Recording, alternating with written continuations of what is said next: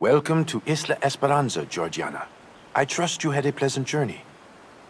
Thank you, Mr. Navarro. The trip was all right, just a bit wobbly. Truth be told, the luggage took quite a beating. I'm a bit concerned that the gift I brought you might not still be in one piece. I hope nothing was damaged. Feels like I've walked right into a construction site. I'd better not. I should wait until I'm formally invited in. My goodness, the natural environment on this island is so exotic. The sea looks so enticing. I hope I'll get a chance to take a dip sometime. Such white, feathery clouds. I could watch them all day. Honestly, how big is this island? It's a long walk just to get here from the beach.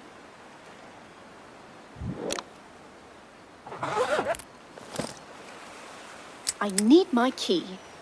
Where did I leave that darn thing? The key's not in the luggage. I must have dropped it somewhere. The key's not...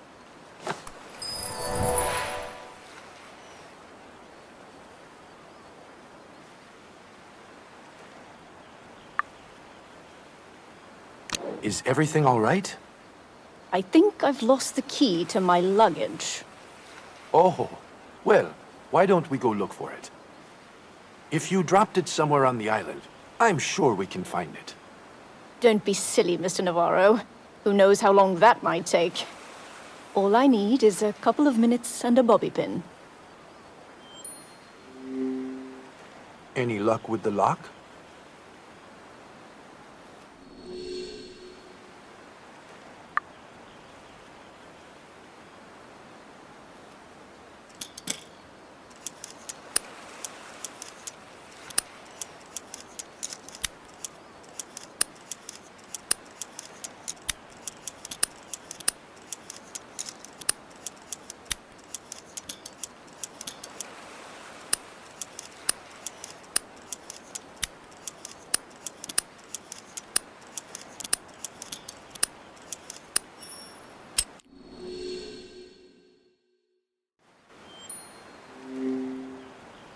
You sure weren't kidding about needing only a few minutes.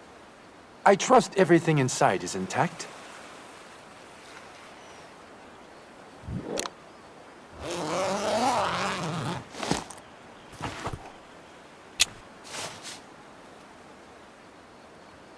Georgiana, you didn't put the souvenir into a purse. It wouldn't have fit there. I doubt Mr. Navarro would enjoy a pair of my shades as a gift.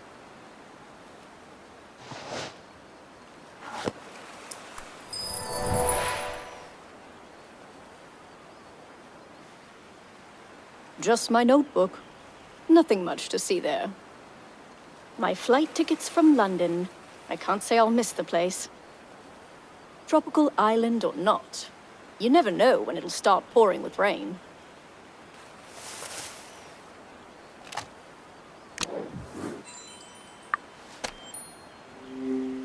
I have no doubt your chosen gift will be something special.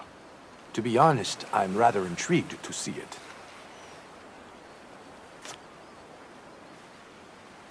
That's lovely, Georgiana. I figured you'd appreciate a little reminder of London. Thank you. In my college days, I used to call my family from a booth just like this. I'll be sure to find a nice place for it. I hope it'll suit this fancy mansion. Has it been your residence for long? Getting close to 8 years now. As you can see, the place needs urgent renovations. A massive storm hit us a couple of weeks ago. It caused some serious damage. Thankfully, the renovations are due to be completed next month, right on time to welcome our guests. Are you throwing a celebration of some sort? More like a weekend retreat. I hold one on the island every year. Lovely. Is there an occasion? Just a reunion with friends and business associates who, like me, appreciate the privacy Isla Esperanza offers. I'll make sure I'm up to speed with my duties by then. Who are you expecting? Famous celebrities and scientists, to mention a few. Wow, sounds like a fancy dinner party. Oh no, nothing that extravagant. I'll make sure I'm up to speed with my duties by then. Can't have you looking shabby in front of the guests, after all. No need to put so much pressure on yourself, Georgiana. Take it one step at a time. Why is he so kind to someone like me? Seems too good to be true. Oh, don't you worry, Mr. Navarro. I do my best work under pressure. For me, it's just a matter of being prepared. So, how many guests are we expecting? At this stage, only Dr. Catherine Bennett and Janet Lim have confirmed their attendance. Wait, are we talking about Dr. Cat, the astrophysics scientist, and Miss Lim, the novelist? Indeed. They are among my dearest friends. Oh my. Some of the most influential people of the year will be visiting us. How exciting. Do you mind if I ask you? How did you know Dr. Cat? I've been a big fan since her show aired last year. Well, Catherine and I met at the planetary conference a couple of years ago. As a fan of her theories, I couldn't pass up the opportunity to say hello when I saw she was attending the event. Is she as lovely in real life as she is on TV? To my surprise, yes. Catherine is friendly and humble. Traits that are not often seen in many celebrities. We had a lovely chat, too. But I was saddened to hear about the situation with her project. Oh my. Was everything all right? Catherine had been struggling to get funding for her solar sail design.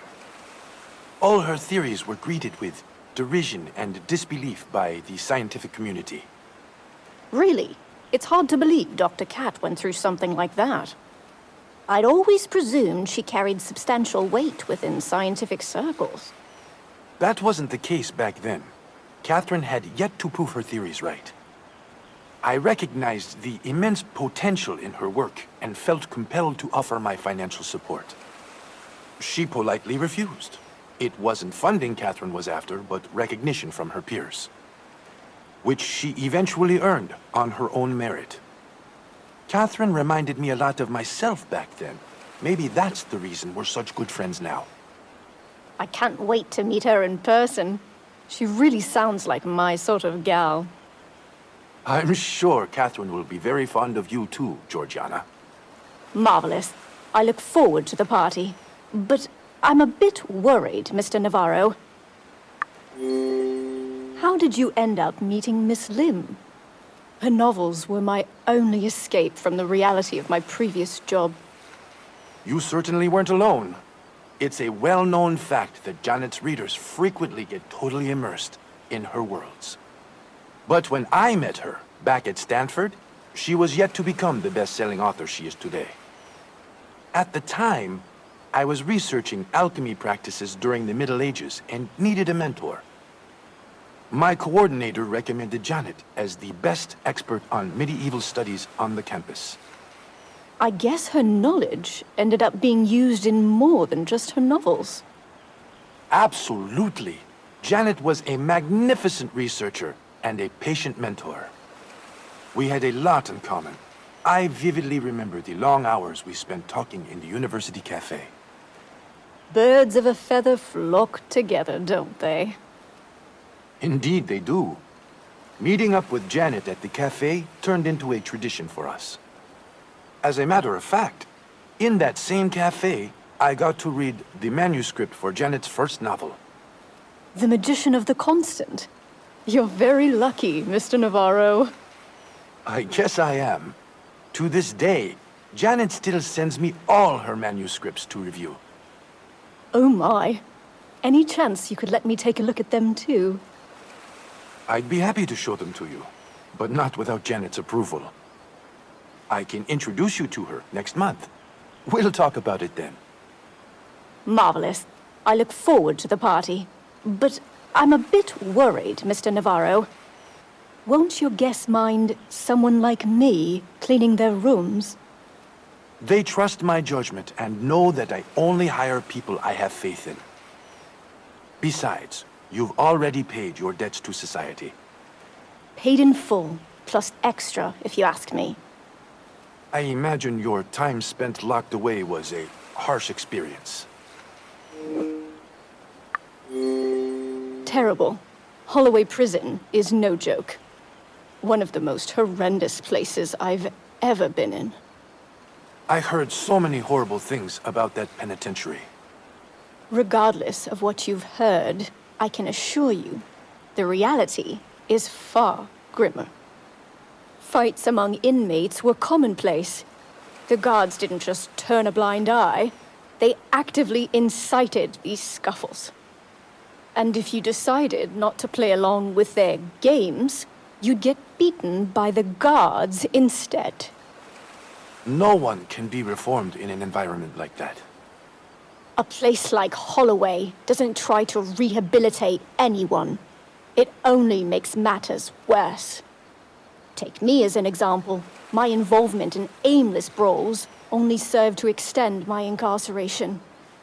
Being stuck in that hellhole for too long would make anyone lose their mind. What kept you sane during those turbulent years? Well, I had moral support. Who'd think that such a small gesture could have so great an effect? A person whom I thought I'd never see again regularly visited me. It was his advice that got me out, avoiding fights and staying on my best behavior.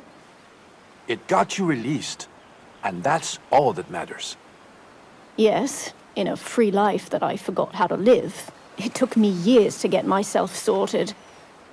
And when things finally started looking up, I got pulled back into that rotten underworld. By Nigel Warren. Such a rotten individual. I can't forgive him for what he did to you and my employees. That was the most wicked time I have ever experienced. The mark prison left on me is something that I'll never forget. I'm sorry to hear that. Don't get me wrong, Mr. Navarro. I deserved that punishment. I just hoped for a fresh start after prison, but it wasn't that simple. People tend to dwell on the past. It's irrational how society can often be less forgiving than the law itself. Oh, people didn't care if I'd already paid for my wrongdoings. The judgment never stopped. No one would give me a job, yet everyone called me a layabout for not working. A paradox, if you ask me. It was only thanks to my sister that I managed to get a housekeeping position at the Anglican boarding college. But even that didn't last long. Because of him, right? Yes, Nigel Warren. That scoundrel blackmailed me into resigning and going to work for him instead. Such a rotten individual. I can't forgive him for what he did to you and my employees. So many have suffered at the hands of that monster. It was such a relief when I finally got away from him. I guess I owe that to you, Mr. Navarro. There's no need for secrecy. I know it was you who freed me from Nigel's grasp. After what you did for me, Georgiana, I felt obliged to. Please, that's nothing compared to whatever miracle you had to pull off to get me out. I bet it's quite a story, though. I'd love to hear it one day. Why not today? But it would be better if we continued our conversation inside.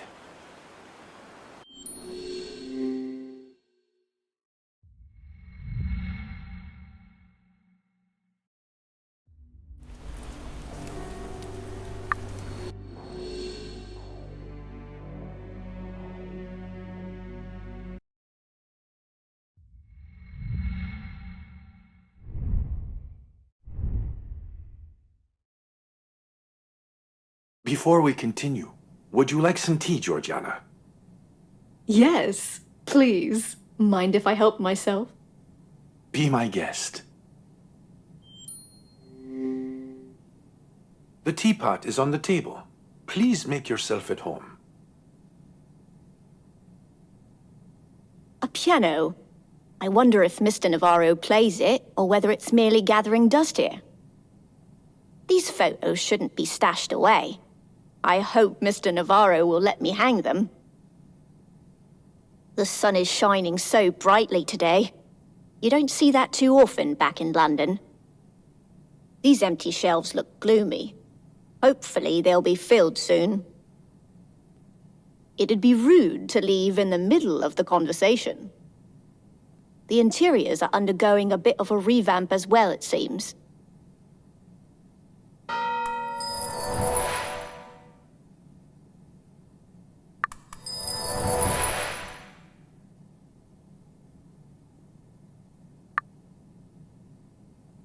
Shouldn't keep Mr. Navarro waiting. I'd better pour myself some tea and join him. Tea with a single sugar cube and a bit of milk. That's my perfect brew.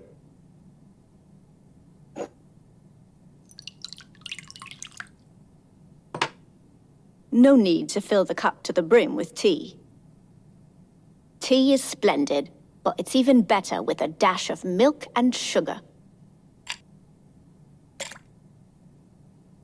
That's enough sugar for me. 1 cube is plenty. Just a splash of milk to go, and we'll be all set. Now let's give it a stir.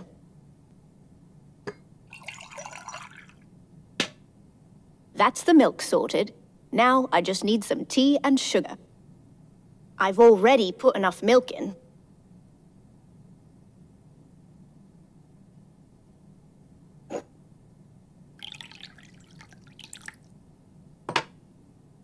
All that's left is a pinch of sugar for the perfect finishing touch. Now let's give it a stir. I still need to pour some milk and tea in.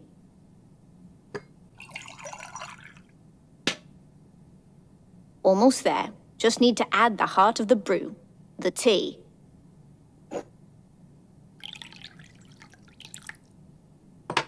Now let's give it a stir.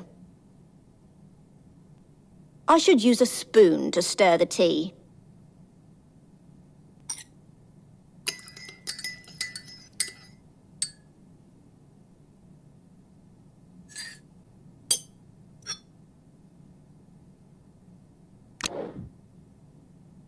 Now, back to what we were discussing. How much do you know about your former employer? More than I'd like to.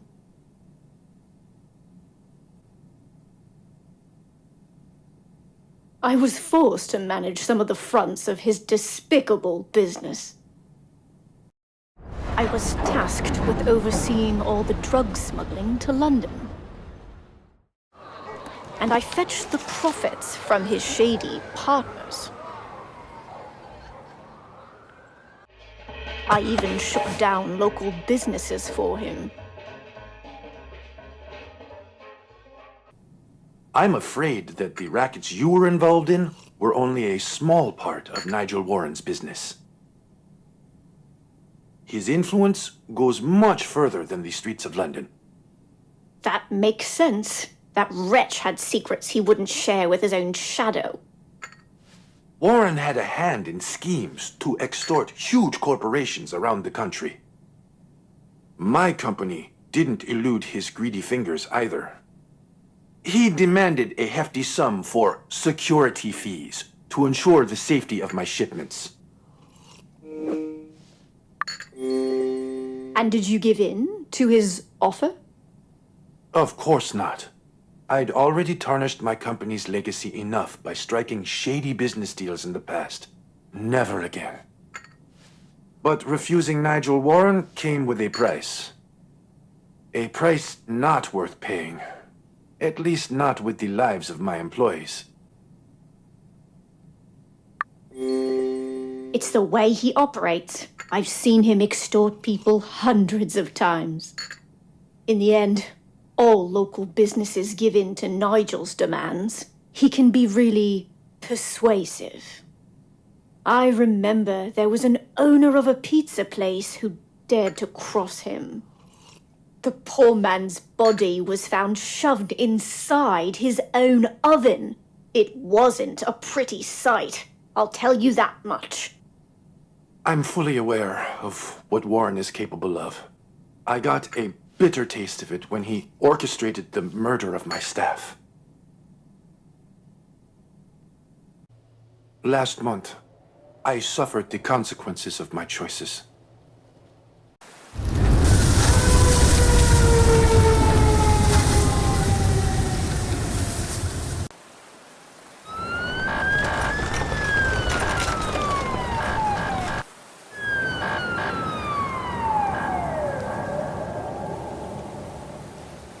The drivers who were killed were called Rob Mitchell and David Charles. Both were young and full of potential. It was all over the news. It's so sad to see when such young men die. The police concluded their deaths were an accident. I couldn't believe that. When Nigel is involved, cases don't stay open for long. The police have been in his pocket for years. Since no one would lift a finger against him, I decided to bring Warren to justice on my own. I had to hit him where it hurt most. His international money laundering network. Weren't you worried that Nigel might retaliate? I admit, I was concerned for the safety of the rest of my employees. But I'd never have forgiven myself for letting Rob's and David's murders go unpunished. So, you took the law into your own hands? I confronted the businessmen Warren was laundering money for and threatened to expose their operations. Was that part of his larger schemes? Yes. Warren managed the offshore accounts of many organized crime top dogs. My team and I uncovered most of the trail of their dirty money. There was enough evidence to put Warren's entire network in jeopardy. So, what did you do with it? I confronted the businessmen Warren was laundering money for and threatened to expose their operations. The fact that you're still breathing is nothing short of astonishing, Mr. Navarro. You don't mess with that kind of people without consequences. In case something happened to me, I had loyal employees who were ready to publish the evidence. I, however, was willing not to leak my findings on one condition. Nigel Warren had to confess to murdering my employees in public. How his clientele would make that happen was left up to them. I doubt anyone can convince Nigel to do that. Convince him? Perhaps not. But coercing him, on the other hand. Are you suggesting those people would have gone after Nigel's head if he'd refused? That would have been the most logical outcome. Warren ran their entire money laundering network. He was their biggest liability. If he talked, it would be more than just their operation that would go down. In your shoes, I would have used your leverage to exterminate that parasite. It was never my intention to increase the body count, Georgiana. I wanted justice, not revenge. Besides, keeping my findings secret was the only safeguard I had. So it was all a bluff? A subterfuge to force Warren to confess. So, has Nigel confessed to murdering your drivers? Sounds like you extorted Nigel's clients. There's no doubt he deserved it. But I would never have expected that from a respectable citizen like you. I did what was necessary to put that murderer behind bars. So, has Nigel confessed to murdering your drivers? He did, last night, while you were on the plane. Oh my! Finally, that animal will get what he deserves. I hope he rots in prison. So do I. Now it makes sense why he was so ticked off at the royal gala dinner last week. I met Warren that night to talk about his client's demands. You should listen to your clientele, Nigel. Look at you, Navarro. You sound like a puppy yelping. You have no place among the big dogs. So, be a good pup, and don't pick a bone with me, or I'll have 100 more of your people buried. You don't scare me, Warren. Expect to see your name in the headlines tomorrow morning.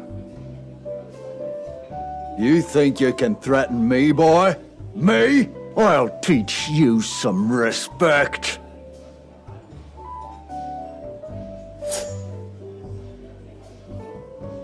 Pull yourself together, you savage!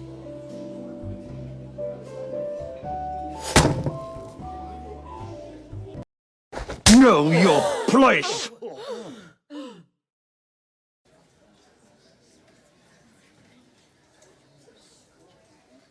Go ahead. Do it again. Let the cameras get a good shot this time. Consider yourself lucky, Navarro. We're leaving.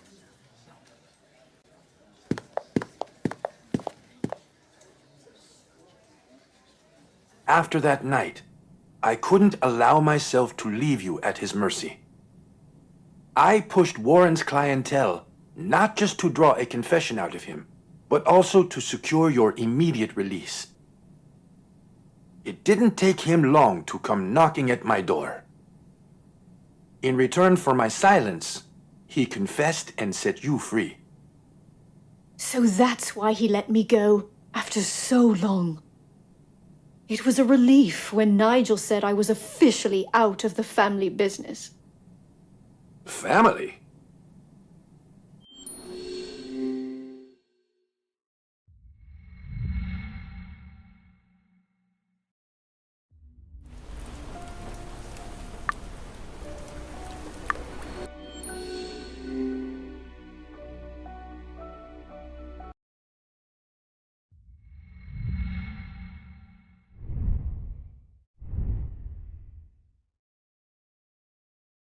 Are you telling me you're related to Warren?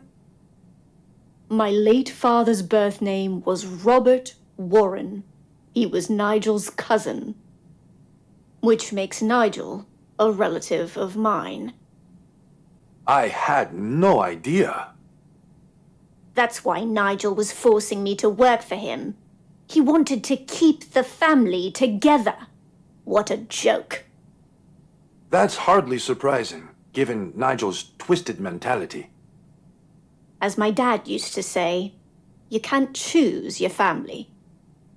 Was Robert involved in any of Warren's dirty businesses? A long time ago, but thankfully, Dad walked away from it. Otherwise, my mother never would have married him. Having a crook for a husband was too shameful for her. Mum could be awfully strict, to say the least. And did your parents succeed in cutting ties with your father's family? I wish they had.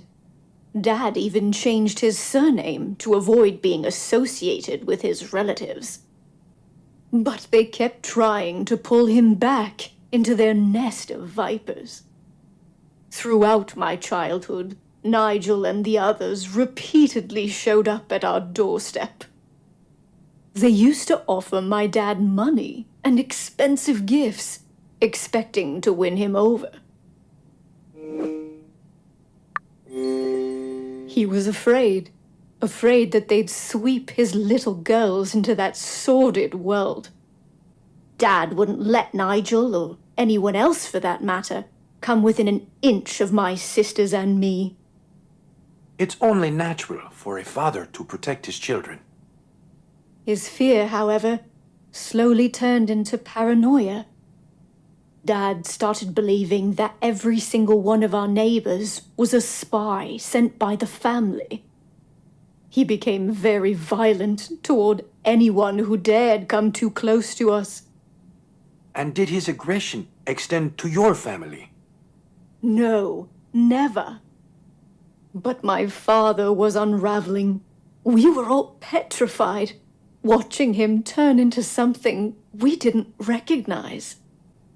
One evening, he simply lost control, and our neighbor bore the brunt of his outburst.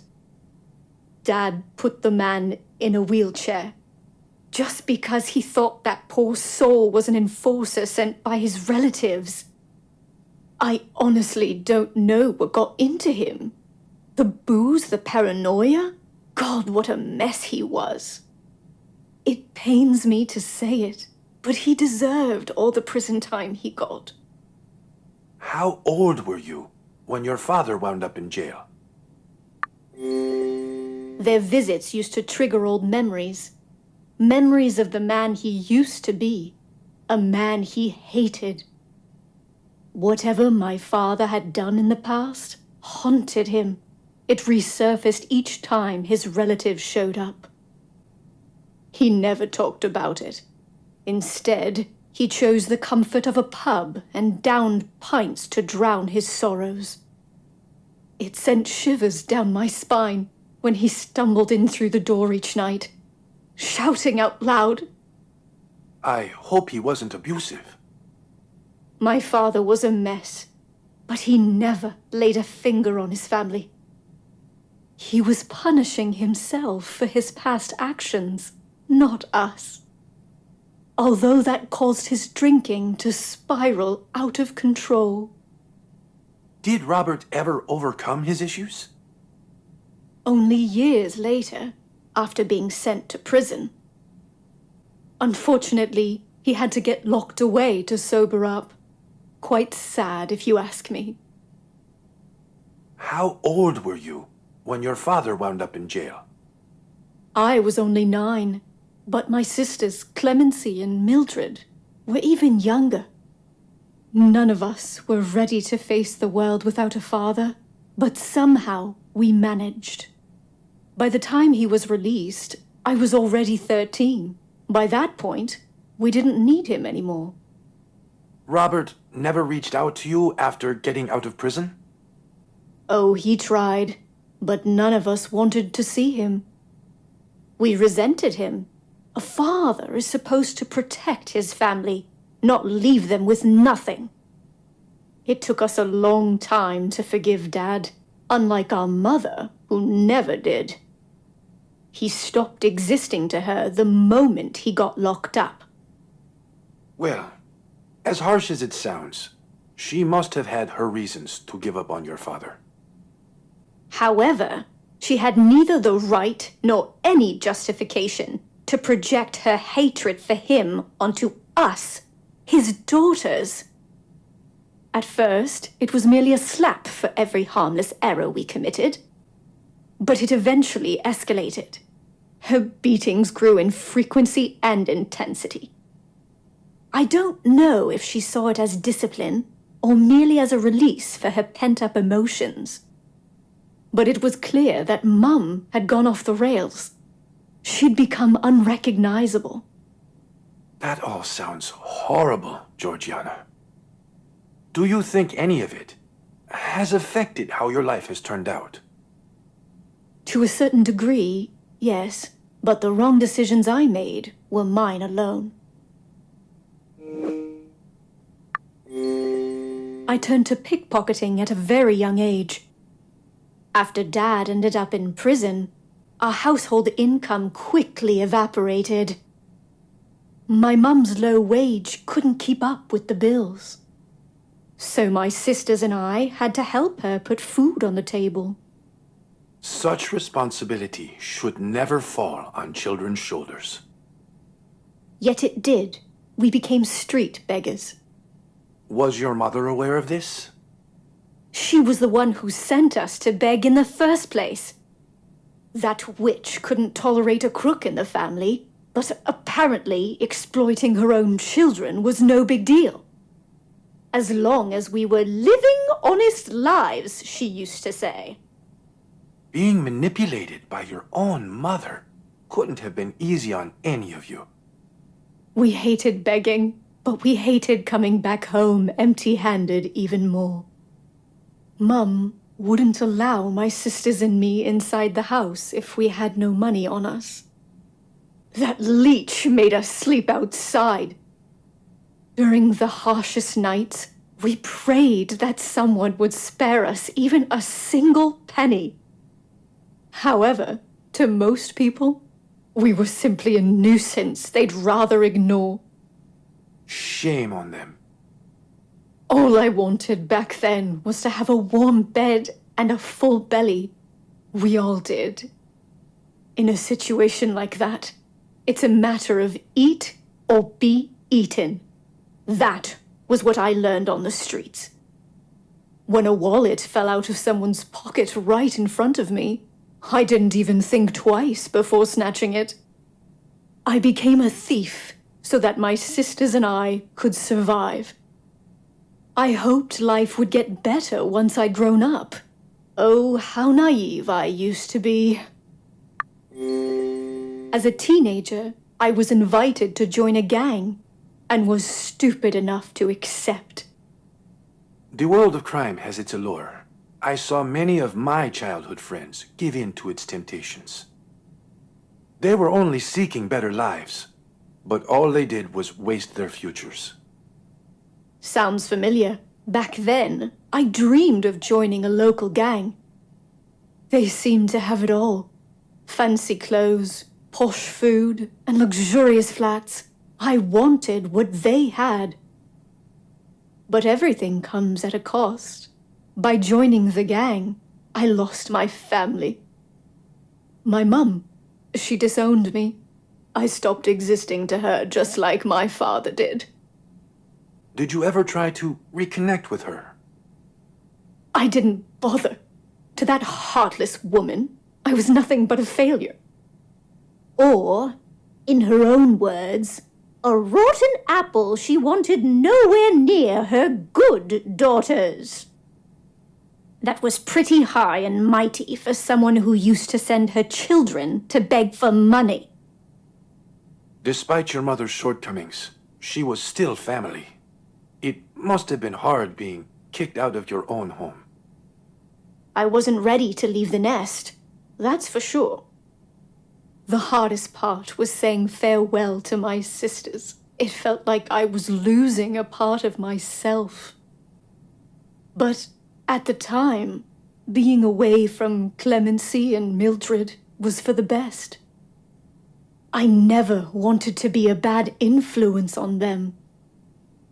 I hoped life would get better once I'd grown up. Oh, how naive I used to be. Things only got worse. I had no joy in my adult life, except for my short-lived marriage. Your husband's name was Benjamin, right? He came up a couple of times in your police report. My Benny. He and I had joined a street gang around the same time. We were both teenagers when we met. Two foolish kids who grew up together around the wrong people. But by the time we reached 25, Ben and I were tired of that life. We decided to get married and have a small ceremony, just the two of us. I wouldn't have had it any other way, though. It was perfect. So, you and Benjamin walked away from your gang? We did, and after our wedding, we hoped to lead a peaceful life in the countryside. But we needed money for a fresh start. It was our attempt to acquire some that got us arrested. Your police report mentioned you were incarcerated for drug possession. Well, things went sideways. We'd hoped that my father's family could spare us some cash. They were pretty well off. Instead, we got a batch of drugs. Nigel insisted that if you want something, you have to earn it. Ben and I could sell his product and keep the profits, as long as we gave him his commission. But dealing drugs is a risky business. There was this goon who went after us and caused a ruckus. It caught the attention of the police, and we were arrested. What happened afterward? Ben and I were sent to different prisons, but even while separated, we had each other's backs. We kept in touch by writing to each other. His words alone were enough to get me through the first months in prison. But one day, the letters just stopped coming. Deep in my heart, I knew something had happened. And my fears were confirmed when I got a visit from a prosecutor. Ben had been killed in prison. My condolences, Georgiana. Thank you for your kind words. I could have done with more of those back then. Back then, I was even robbed of any peace to grieve for my late husband. The other inmates made sure of that. It was truly my darkest hour. Did you have anyone to support you during that time? At the end of my first year in prison, Dad resurfaced in my life. I couldn't believe my eyes when he came to visit me in prison. Until that moment, I hadn't realized how much I'd missed my dad. I imagine you had a lot to catch up on. After more than a decade apart, we had a lot to talk about. He told me about his life. Honestly, it was as much of a mess as mine. After prison, he wasn't just shunned by our family, but also by everybody he used to know. Like father, like daughter, I guess. Was he ever tempted to return to the Warren family? Not once. Regardless of his hardships, my father remained committed to living a life of integrity. And he wanted me to do the same. His unwavering moral support during my time behind bars kept me from straying. It was thanks to his advice that I was able to get out of that nightmarish place in the end. I'm sure he was happy for you. That joy was short-lived, I'm afraid. When he discovered I was being blackmailed into working for his cousin, it shattered him. He had to witness his daughter being dragged into the very life he desperately tried to escape. That took an unbearable toll on him. He suffered a stroke shortly thereafter. You've been deprived of happiness for too long, Georgiana. I hope you can find some here on Isla Esperanza. I wrote to Clemency and Mildred. I needed support. Someone, anyone to talk to. But I never received a reply from them. At the time, I didn't understand why they'd abandoned me. I only found out much later that the letters had never reached them. My mother had been hiding them from my sisters. For most of her miserable life, that woman clung to the fear that I might somehow corrupt her good daughters. She hadn't changed one bit. Still the same heartless witch who disowned me for joining a gang. I don't understand why she'd be so unwilling to leave the past behind.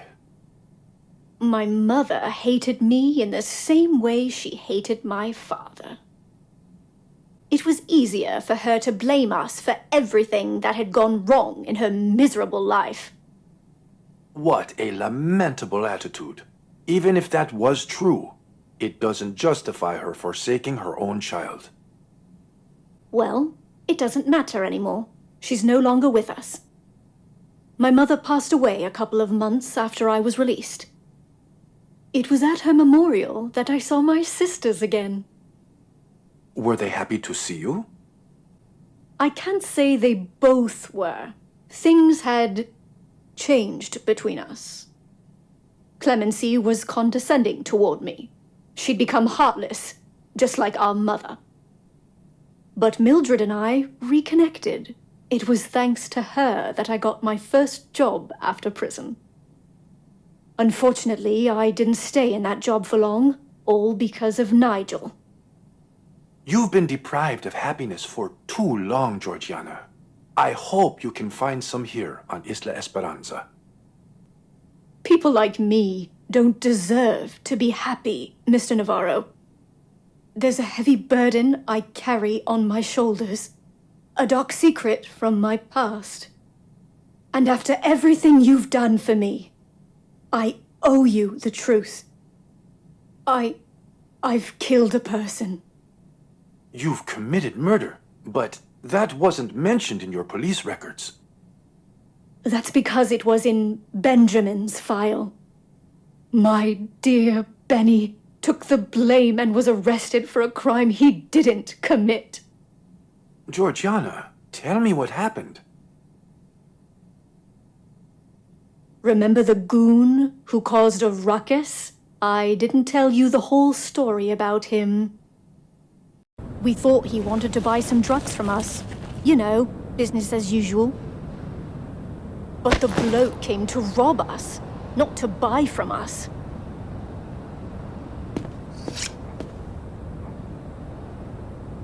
Of course, Ben wasn't about to let us get mugged.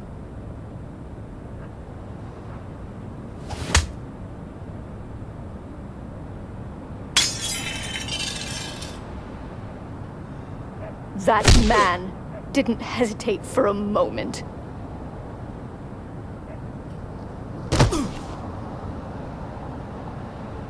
He started beating the hell out of Ben.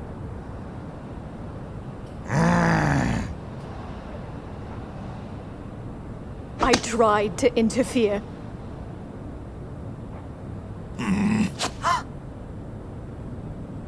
But I just got knocked away.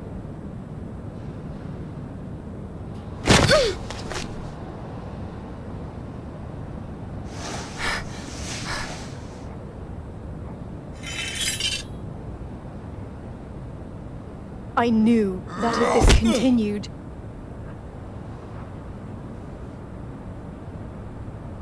my Benny would have been killed. So I grabbed Ben's knife.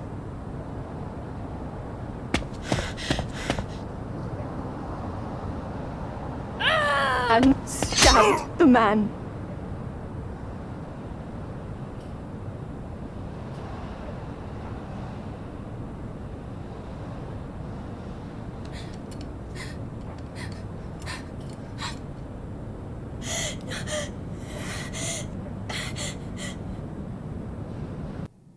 Mr. Navarro, I never wanted to take his life. Georgiana, you were only defending the man you loved. Yet killing someone ate away at my conscience. I froze in panic when I realized what I'd done. It was up to Ben to keep his cool for the both of us. He threw the corpse into the river and intended to drive us out of London that same night. But someone saw him disposing of the body and reported our number plate to the police. It didn't take them long to find us. Tell me, Georgiana, was Warren responsible for any of this? Years later, I found out that Nigel had sent that bloke after us. After I left prison, he approached me with pictures of me murdering his men. That bloody bastard threatened to send it to the police if I refused to work for him. I can't believe he would go that far just to blackmail you. That seems too much, even for Warren. The bloke was only supposed to steal the drugs, so I'd end up being in Nigel's debt. I imagine the pictures were going to be used as proof that I was selling his dirty product on the streets. With such evidence, that monster would likely have coerced me into the family trade much sooner. But that brilliant plan backfired, of course, when his man snapped and tried to kill Ben. So, he waited until you were out of jail to finally make his move. Only a filthy individual like him would use a situation like that to his advantage. I should have let Nigel go to the police and dealt with the consequences of my actions. But I couldn't face prison again. Instead, you had to suffer through all those years working for him.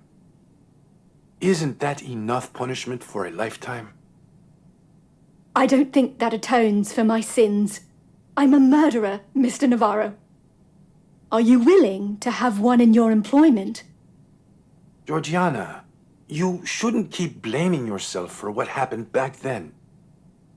It's not the past that defines us, but the future we strive for.